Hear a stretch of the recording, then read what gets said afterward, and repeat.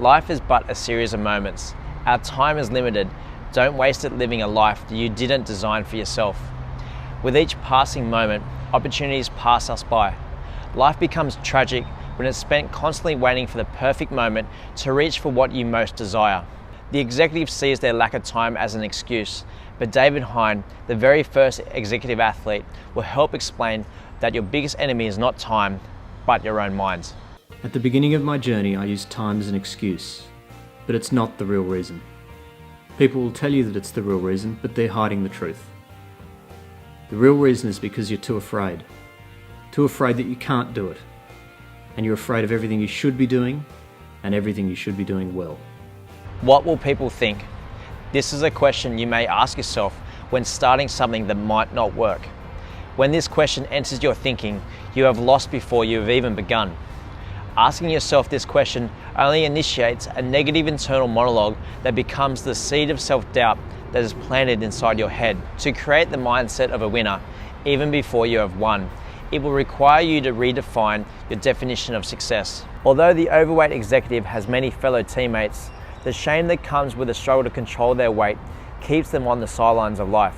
Although overweight executives are frequently the butt of cruel jokes, the social distress caused by their weight is no laughing matter. They don't have to ask themselves, what will people think? Because their workmates laugh in their face about each of their perceived insufficiencies. The warning signs are unmistakable. Photos are avoided, they hide under layers of baggy clothing, and when faced with anything physical, they respond with, "No, you first. No, really, I insist." What they refuse are moments of fun with the people they love the most. They see the disappointment in their daughter's eyes when she asks her dad to play, but is afraid of what the other parents will think, and says no for the fear of embarrassment. Instead, the executive will find refuge and build their ego where they have the most success: work. This only sends them further down the weight gain spiral. The irony is that the same question that keeps them on the sidelines of life also prevents the overweight executive from doing something about it. The shame that they feel about their body is exposed at no greater time than when they exercise outside. I look at big people now who are out there trying to do something about it, and I have nothing but respect for them. They're doing the hardest thing I've ever done. When you're a fat person, when you get out there in your big t-shirt, your long shorts, you're worried about what everyone is thinking about you. That's the first thing you think about. What is everyone thinking about me? It's easy to get out there and run in gym gear when you look hot. It's hard when you don't.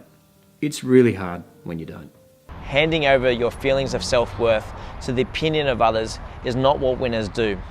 This practice forces us to play safe, take no chances, and only do what has worked before. The end result is that nothing gets done. We procrastinate, held in a place where we don't want to be, gripped by the fear that someone will think less of us for trying. Parents and coaches often tell us to do your best. Vague goals like this often produce inferior results, but with a small amount of refinement, this statement will guide you with the intent it was delivered with. To be able to push into any challenge without bending to self-doubt, all you need to do is focus on this. Am I proud of what I did today? If you are proud of your effort, no one can take that away from you.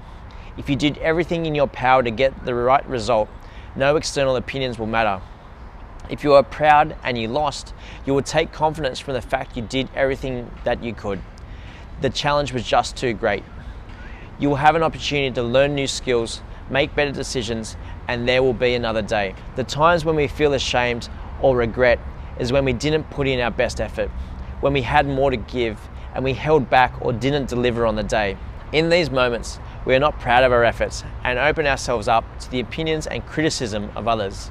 They cut a little deeper because they identify the truth that we know inside ourselves. The only way to guard yourself from this is to go all in, commit with all your heart, and only produce your best. David explains this in a way that only first-hand experience knows how.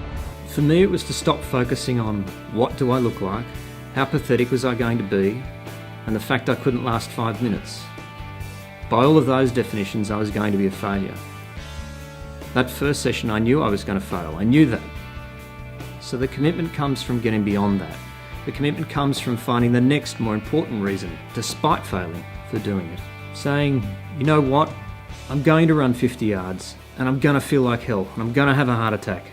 I know people are going to laugh at me and I'm going to look horrendous. And all of that is true.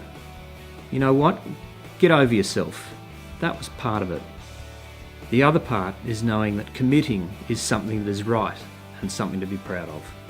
If I let myself quit because of the first few thoughts of failure, then I couldn't stand back and look at myself in the eye and say, I'm proud of myself. You have to learn that is your definition of success.